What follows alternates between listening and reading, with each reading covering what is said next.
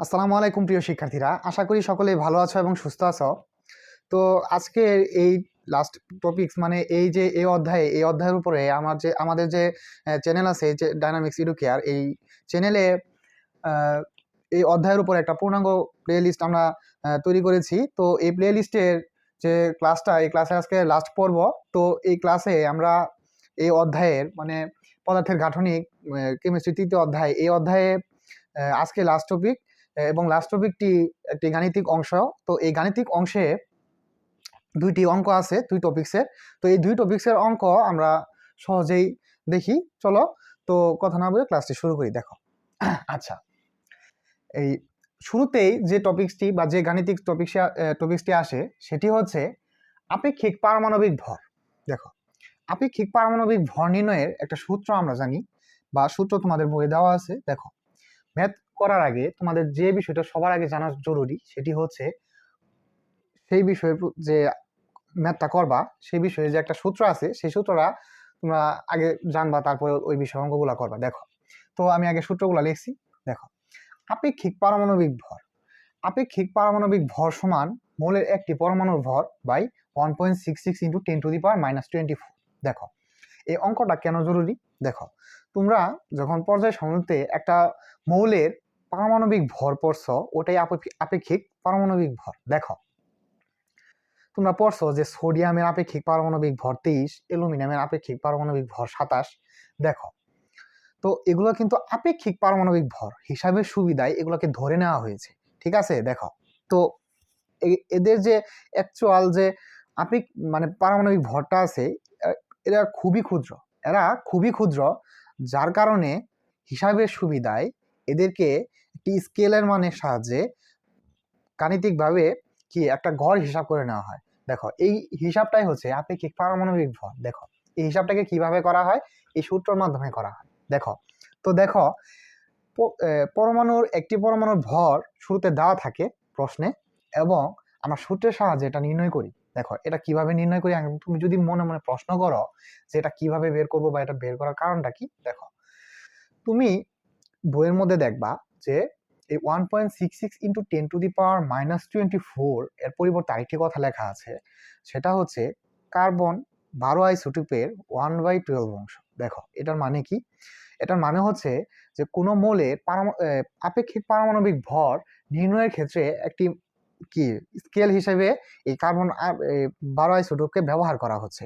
তার মানে প্রত্যেকটা মৌলের পারমাণবিক ভর নির্ণয়ের ক্ষেত্রে এই কার্বন 12 আইসোটোপের যে একটা সংখ্যা আছে 1.66 ইন্টু 10⁻⁻24 এটা ব্যবহার করা হয়, ঠিক আছে? তো চলো, যে এখানে যে একটা ম্যাথ আমরা তুলছি, এই ম্যাথটা আগে দেখি। দেখো, ম্যাথে কি বলছে? ম্যাথে বলছে অ্যালুমিনিয়ামের একটি পরমাণুর ভর 4.482 ইন্টু 10⁻⁻23 গ্রাম। তো এর আপেক্ষিক পারমাণবিক ভর কত? দেখো, আমরা সূত্রে কি জানি? দেখো, আমরা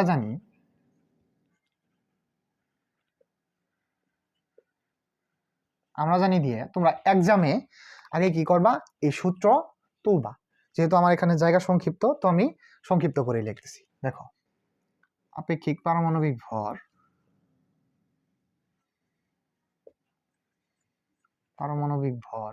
সমান মৌলের একটি পরমাণুর ভর। একটি পরমাণুর ভর কি দেওয়া আছে? অ্যালুমিনিয়ামের একটি পরমাণুর ভর 4.482 ইন্টু 10⁻⁻23, এবং কার্বন 12 আইসোটোপের 1/12 অংশ 1.66 ইন্টু 10⁻⁻24। দেখো, এটাও গ্রাম, এটাও গ্রাম। এর অ্যাকচুয়ালি কি কোনো একক নাই, যেহেতু গ্রাম গ্রাম কাটা যায় এবং এর কোনো একক নাই। দেখো, তো তুমি যখন সাইন্টিফিক ক্যালকুলেটর দিয়ে এটা ক্যালকুলেশন করতে যাবা, তো তখন এর মানটা আসবে 27।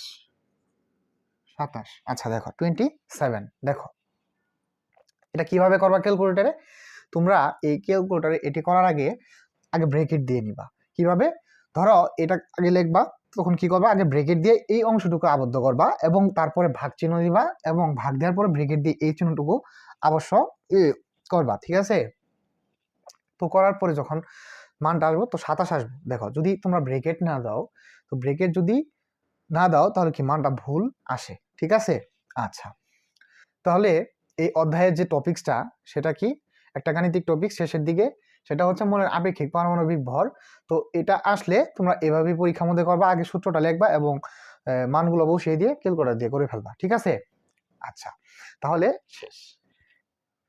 তো তোমাদের পরবর্তী যে টপিক্সের যে ম্যাথটি সেটি হচ্ছে যে কোনো আইসোটোপ, কোনো মৌলের আইসোটোপ থেকে ওই মৌলের গড় আপেক্ষিক ভর কিভাবে নির্ণয় করবা। দেখো দেখবা এটা কি, এটার প্রয়োজনীয়তাটা কি। দেখো এটার প্রয়োজনীয়তা হচ্ছে যে একটি মৌলের একাধিক তেজস্ক্রিয় পরমাণু বা কি আইসোটোপ থাকে। আইসোটোপ তো থাকে যে আমরা যে যখন পড়ছিলাম যে আইসোটোপ যে টপিকসটাতে পড়ছিলাম, হাইড্রোজেনের যে আইসোটোপটা সেটা হচ্ছে প্রায় 60টা আইসোটোপ আছে এবং বিভিন্ন মৌলের আইসোটোপ সংখ্যা অনেক বেশি। তো এর থেকে কিভাবে তার আপেক্ষিক পারমাণবিক ভরটা নির্ণয় করবা, তো সেই ভরটা নির্ণয়ের ক্ষেত্রে একটা সূত্র আছে।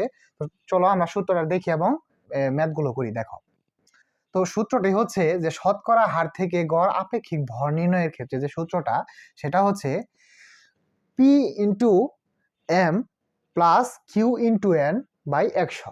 দেখো যেখানে পি হচ্ছে আইসোটোপের ভর সংখ্যা এবং এই এমটা হচ্ছে ওই আইসোটোপেরই, যে আইসোটোপ আমরা লিখবো পি এর যে মানটা লিখবো ওই আইসোটোপেরই শতকরা পরিমাণ, এবং কিউ হচ্ছে আরেকটি আইসোটোপের মান দেওয়া থাকবে ওই আইসোটোপের ভর সংখ্যা, এবং এই এন হচ্ছে শতকরা পরিমাণ ওই আইসোটোপেরই শতকরা পরিমাণ। দেখো পেঁয়াজ বাজার কিছু নাই, দেখো আমরা যখন ম্যাথ করব সাথে সাথেই বুঝতে পারবো। দেখো তো একটা ম্যাথ সেটা হচ্ছে, দেখো আমরা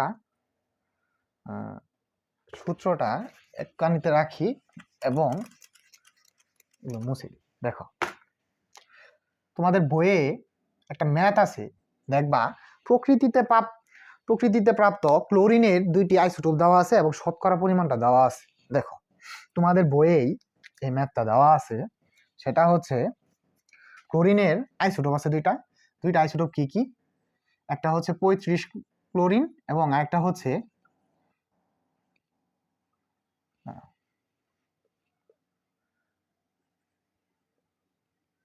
37 ক্লোরিন। দেখো প্রকৃতিতে প্রাপ্ত ক্লোরিনের 2টা আইসোটোপ দেওয়া আছে, একটা হচ্ছে 35 ক্লোরিন এবং 37 ক্লোরিন। দেখো আমরা যখন পড়ছিলাম যে কোনো মৌলের বাম পাশের উপরে যে সংখ্যাটা তার সেটা হচ্ছে কি তার ভর সংখ্যা এবং নিচের যে সংখ্যা সেটা পারমাণবিক সংখ্যা। দেখো তাহলে এই 37টা হচ্ছে কি তার ভর সংখ্যা। এখন এর প্রয়োজনীয়তা কি, দেখো আমরা বলছিলাম যে যখন একাধিক আইসোটোপ থাকে তখন তার ভর সংখ্যা কিভাবে নির্ণয় করব, সেক্ষেত্রে আমরা এই সূত্র দিয়ে আমরা তার ভর সংখ্যা নির্ণয় করি। দেখো তাহলে এর শতকরা পরিমাণ কি দেওয়া আছে, একটা শতকরা পরিমাণ দেওয়া আছে, প্রথমটা শতকরা পরিমাণ দেওয়া আছে 75% এবং দ্বিতীয়টা শতকরা পরিমাণ দেওয়া আছে 25%। তাহলে এর গড় আপেক্ষিক পারমাণবিক ভর কত। দেখো এর যে সূত্র আমরা কি লিখছি, এই সূত্র। দেখো তাহলে এই সূত্রটা যদি আমরা এখন মুছে দিই, দেখো সূত্র মুছে দিলাম। দেখো তাহলে আমরা কি জানি সূত্রে আমরা জানি যেটা হচ্ছে পি ইন্টু এম যোগ কিউ ইন্টু এন বাই 100। দেখো তোমরা বোর্ড খাতায় যেভাবে লিখবা বা পরীক্ষায় খাতায় যেভাবে লিখবা এভাবে তুলবা, তোলার পর এখানে কি দেখো এখানে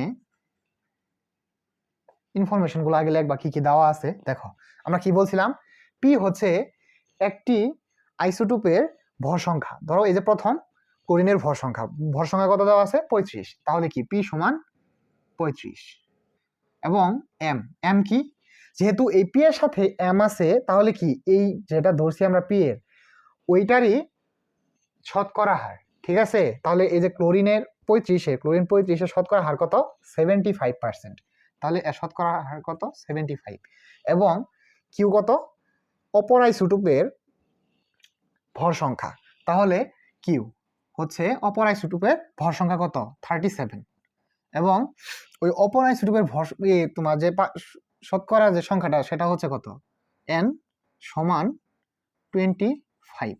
দেখো তাহলে সমান পি এর মান কত 35 ইন্টু এম এর মান কত 75 ব্রেকেট যোগ কিউ এর মান হচ্ছে 37 ইন্টু এন এর মান হচ্ছে 25 ভাগ 100।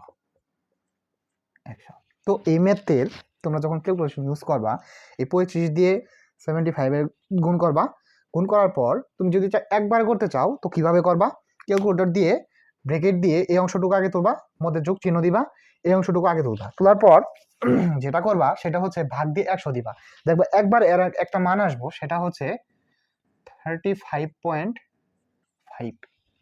ঠিক আছে, 35.5 এবং এটাই আনসার। এভাবে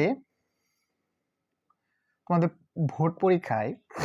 বোর্ড পরীক্ষায় এভাবেই ম্যাথের কোশ্চেনগুলো দেওয়া থাকবে এবং তোমরা সহজেই সূত্রগুলো যদি তোমরা মনে রাখতে পারো সহজেই সূত্রগুলো দিয়ে এই অঙ্কগুলো করতে পারবা। ঠিক আছে, দেখো তাহলে শুরুতে আজকে আমরা দুইটা টাইপ করলাম, খুব সহজ টাইপ। প্রথম আমরা করলাম যে আপেক্ষিক পারমাণবিক ভর কার্বন 12 আইসোটোপের 1/12 অংশ দিয়ে, এবং আইসোটোপ থেকে এবং আইসোটোপের শতকরা পরিমাণ থেকে কিভাবে কোনো মৌলের আপেক্ষিক পারমাণবিক ভর নির্ণয় করব সেটাও আমরা বের করলাম। দেখো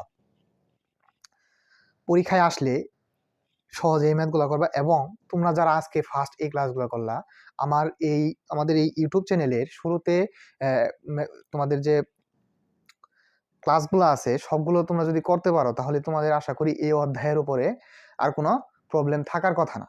ঠিক আছে, তো আজকে ক্লাসটি এই পর্যন্তই।